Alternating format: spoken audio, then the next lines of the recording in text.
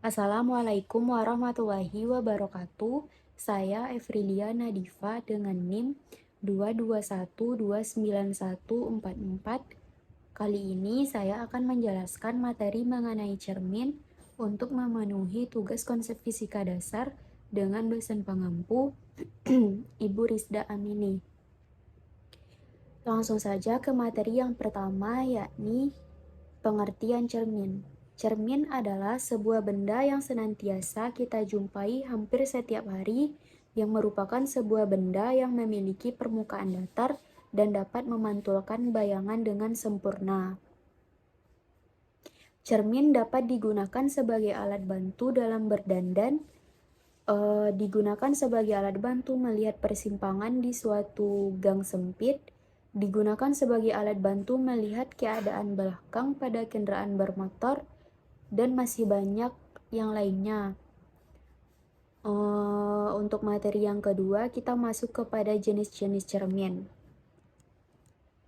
Untuk jenis cermin yang pertama, yakni ada cermin datar. Cermin datar adalah cermin yang bentuknya rata atau tidak melengkung. Cermin datar digunakan sebagai alat bantu pembiasan cahaya, periskop, dan peralatan lainnya. Cermin datar memiliki sifat maya, tegak, dan sama besar. Sifat yang khusus dalam cermin datar adalah sama besar, karena jika dilihat dari pemantulannya tidak ada cahaya yang melengkung. Untuk gambarnya bisa kita lihat pada gambar di samping ini. Kemudian, kita masuk ke jenis cermin yang kedua, yakni cermin lekung. Pada cermin lekung ini, terbagi dua pula. Yang pertama ada cermin cekung. Cermin cekung adalah cermin yang memiliki permukaan pemantul yang bentuknya melengkung atau membentuk cekungan. Cermin cekung bersifat mengumpulkan sinar pantul atau konvergen. Ketika berkas sinar-sinar sejajar mengenai cermin cekung, sinar pantulnya akan berpotongan pada satu titik. Titik perpotongan ini dinamakan dengan 391. Sifat cermin cekung bersifat mengumpulkan sinar pantul atau konvergen. Untuk contoh dari cermin cekung ini bisa kita lihat pada gambar. Kemudian, untuk jenis cermin lekung yang kedua, yakni cermin cembung. Cermin cembung adalah cermin yang bentuknya menyerupai sebuah bola atau cermin yang bentuknya seperti bagian luar bola.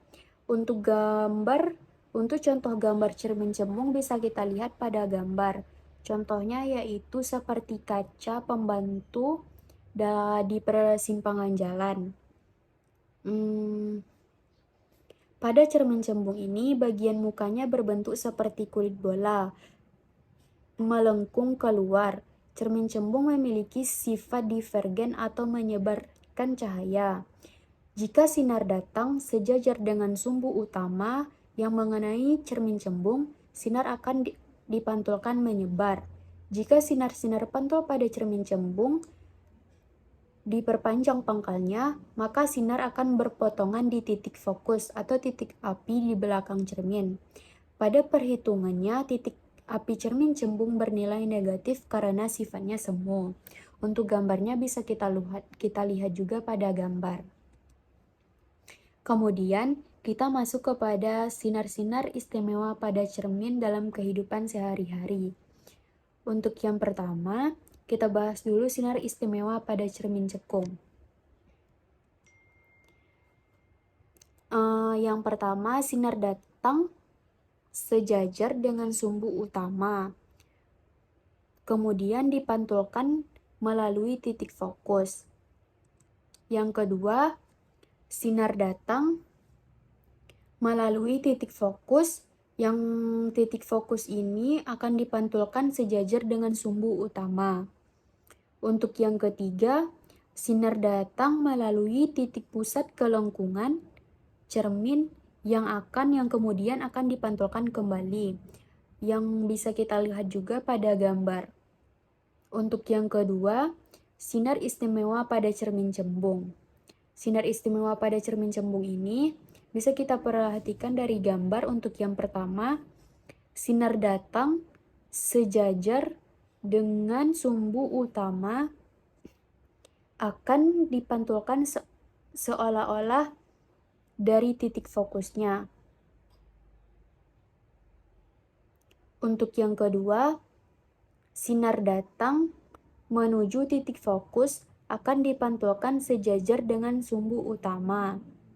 Sinar datang yang menuju titik fokus ini akan dipantulkan menuju sumbu utama. Untuk yang ketiga, sinar datang menuju titik M atau titik pusat kelengkungan yang mana akan dipantulkan seolah-olah dari titik itu juga. Untuk contoh soal yang pertama, soalnya benda setinggi 6 cm berada di depan cermin cekung yang berjari-jari 30 cm. Bila jarak benda ke cermin adalah 20 cm, maka tentukanlah jarak bayangan dan perbesaran bayangan tersebut. Untuk penyelesaiannya, diketahui H-nya sama dengan 6 cm. R-nya diketahui 30 cm atau jari-jarinya. Untuk S-nya atau jarak benda ke cermin adalah 20 cm. Kemudian F setengah R atau 15 cm. Yang ditanya adalah S aksen atau jarak bayangan dan M atau perbesaran bayangan. Untuk pembahasan yang pertama yaitu untuk mencari jarak bayangan. 1/F sama dengan 1/S ditambah 1/S aksen. 1/F-nya yakni 1/15 sama dengan 1/S sama dengan 1/20 ditambah 1/S aksen.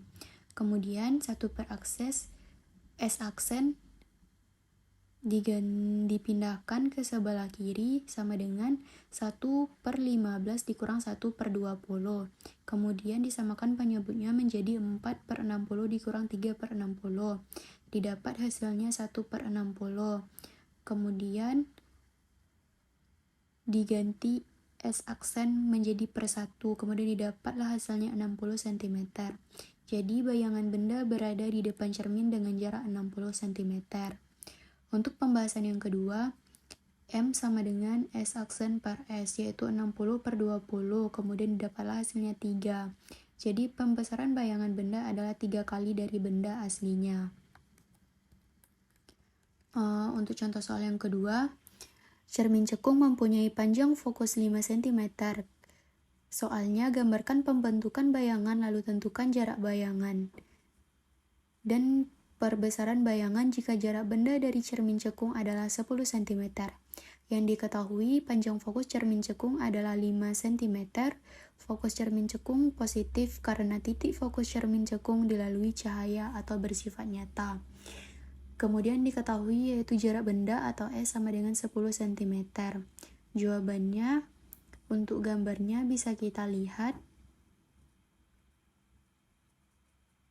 Kemudian jarak bayangan 1/S sama dengan 1/F dikurang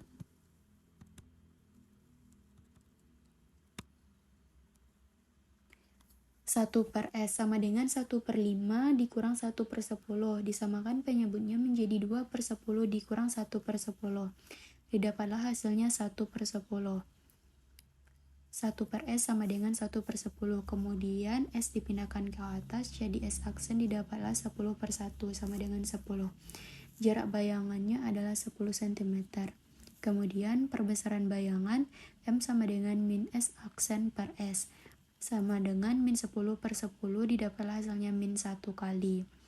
Perbesaran bayangan 1 artinya ukuran bayangan sama dengan ukuran benda. Perbesaran bayangan negatif artinya bayangan terbalik. Jadi didapatlah 1 kali dengan perbesaran bayangan terbalik. Sekian, terima kasih. Assalamualaikum warahmatullahi wabarakatuh.